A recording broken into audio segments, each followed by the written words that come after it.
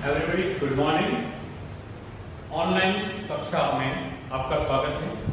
इतिहास प्रथम प्रश्न पत्र 1206 से लेकर 1707 तक में आज हम बलबन का राजत्व सिद्धांत क्या है उसके बारे में विस्तृत चर्चा करेंगे।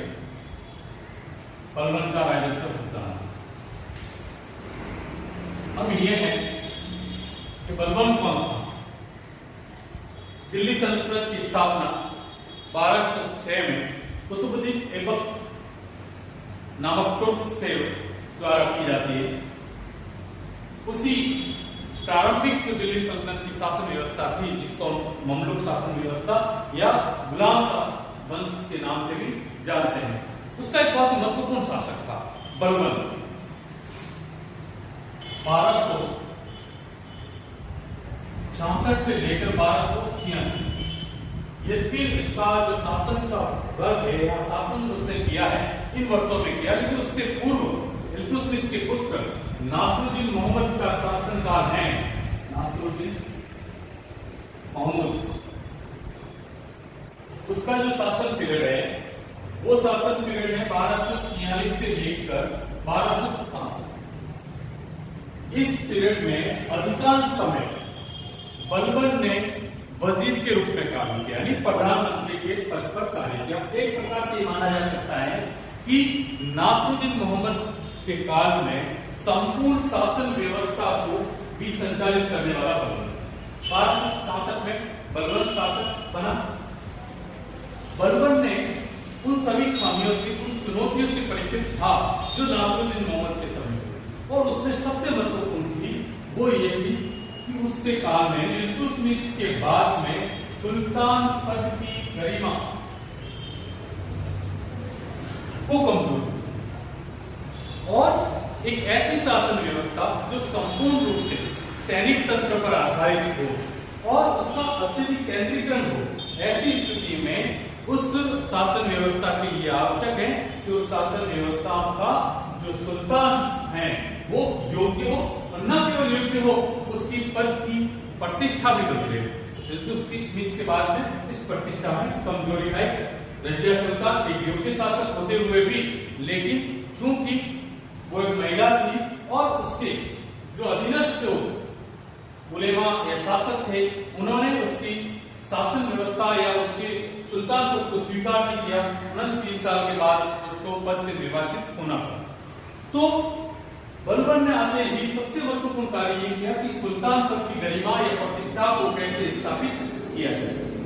इसलिए उसने राज्य के राजत्व स्वरूप में अपने कुछ सिद्धांत उसके अनुसार और उसी के अनुरूप शासन व्यवस्था हो कि जो राजत्व है वो राजत्व हर किसी को प्राप्त नहीं।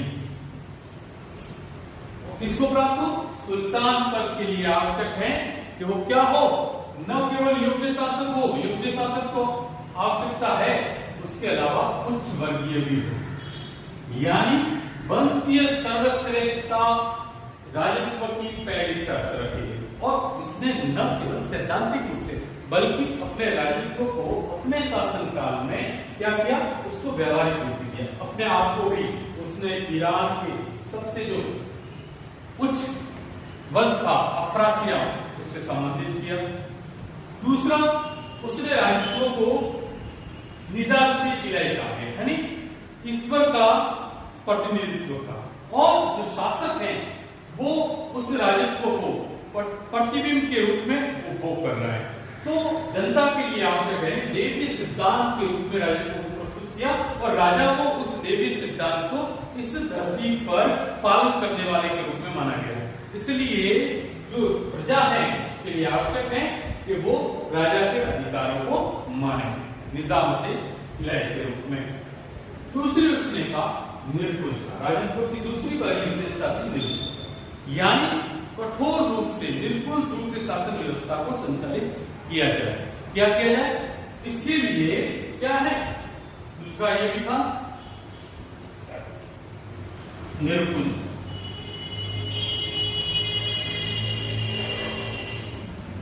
कठोर, यानी शासन शासन व्यवस्था के जो भी उपद्रवी हो या शासन व्यवस्था के लिए जो सहायक नहीं हो उसको कठोर दंड दिया जाए। और उसने सबसे पहले कार्य किया, उसने चालीसा का दमन कर दिया।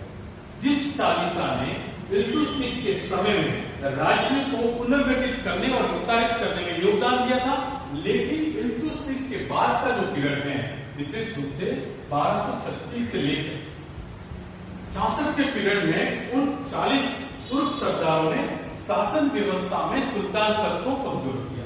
तो उसने सबसे पहले निर्बुद्ध तरीके से चालीसा का दमन किया, तो राजत्व इस हिसाब से और निर्बुद्ध हुई।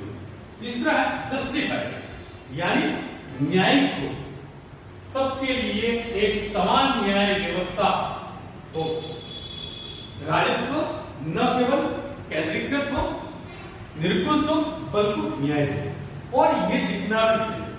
इसलिए उसने एक कठोर न्याय प्रणाली के अनुसार जो दंड किसी अपराध के लिए प्रजा के लिए था, वो का वो दंड उलेमा या कुछ वर्ग के लिए भी था।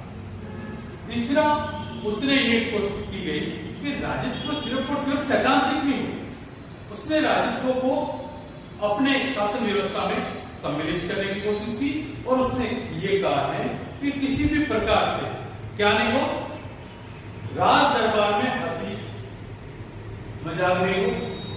दूसरा, अपने आप को हुंकार टिकने वाले जो अंगरक्षक थे, उस अंगरक्षकों से अपने आप को क्या घेरे रखा। दरबार में उसने 2 ईरानी प्रथाओं को सम्मिलित किया, वो था सिजदा, यानी जैसे ही शासक दरबार में प्रवेश करता है तो सभी दरबारी किसी भी इस स्थान पे हो, किसी भी पद पे हो, वो दरबार या शासक को क्या करे, सिजदा करे जैसे आए।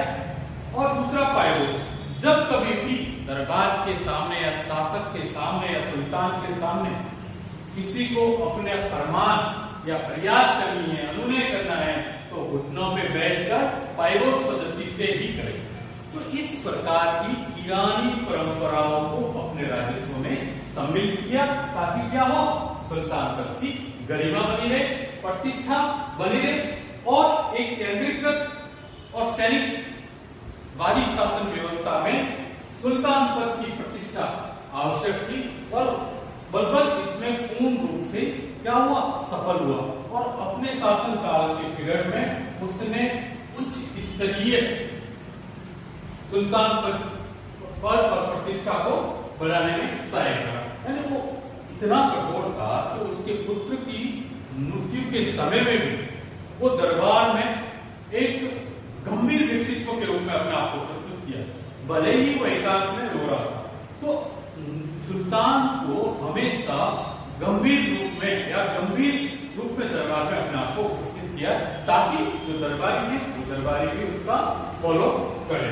इसके साथ साथ निर्कुश रूप से, भले वो मेवाती हो, मंगोल समस्या हो, या राज्य के वो लोग जो राज्यों में सम्मिलित हो सकते हो या शासन के लिए परेशानी खड़ी कर सकते हो, उनको निर्कुश तंत्र से, निर्कुशता से उनके दमन किया गया। समान और एक समान न्यायिक व्यवस्था को भी उसने जन्म दिया। कुल मिलाकर बलबल का राजत्व सिद्धांत उस समय की परिस्थितियों के लिए, विशेष रूप से इल्तुतमिश की बाद की परिस्थितियों में सुल्तान पद की जो गरिमा कमजोर हुई है, उस गरिमा को वापस सुदृढ़ स्थापित करने में सहायक है। धन्यवाद।